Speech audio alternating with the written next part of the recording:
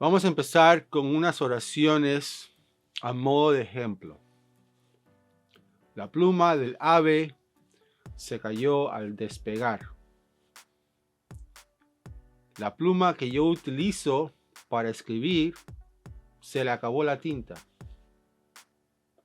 Y la pluma de García Márquez es una de las más finas en toda la literatura latinoamericana.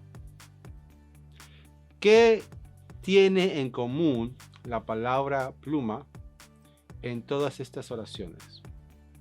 Y la respuesta es nada. Estamos hablando de tres cosas diferentes. En la primera oración estamos hablando literalmente de la pluma de un ave. Puede ser un águila, un halcón. En la segunda oración estamos hablando de un instrumento de escribir, una pluma, que también podemos llamar bolígrafo. Y en la última oración estamos utilizando la palabra pluma de manera más metafórica. El arte, la escritura de García Márquez, su pluma.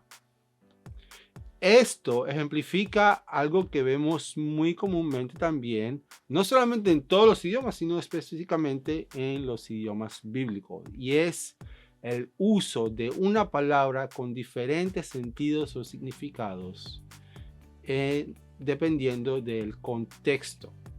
¿Okay? Entonces, muchas veces cuando hacemos exégesis, el trabajo, la labor del exégeta es distinguir esos sentidos y decidir este es el sentido concreto específico en el que se está utilizando la oración. Por otra parte, también debemos tomar en cuenta que no podemos utilizar o agarrar todos los sentidos de una palabra y decir esta palabra en este contexto específico significa todas esas cosas, porque no funciona así. Así como no puedo decir a la hora de explicar la oración con García Márquez que la pluma de García Márquez y empiezo a hablar sobre las aves, que la anatomía de las plumas de las aves, porque no tiene sentido comparar las aves con el arte y escritura de García Márquez, a pesar de que se utilice la misma palabra.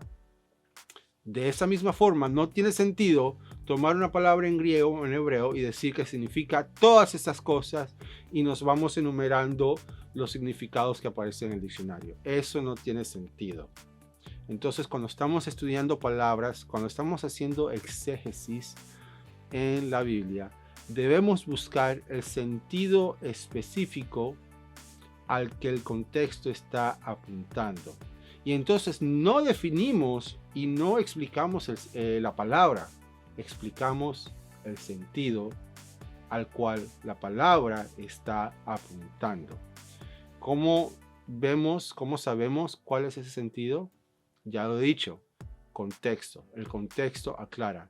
Y a veces el contexto específico de esa palabra, el párrafo o incluso los capítulos dentro de ese libro a veces no son suficientes. A veces tenemos que buscar otros contextos para ir comparando y contrastando y así podemos llegar a un sentido específico y claro. Eso es exégesis.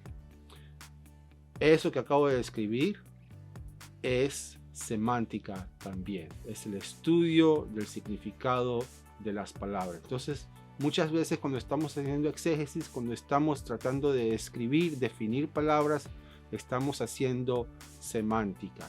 Y creo que un poquito de ese conocimiento y saber qué es lo que estamos haciendo nos va a ayudar a ser mejores maestros de la palabra de Dios.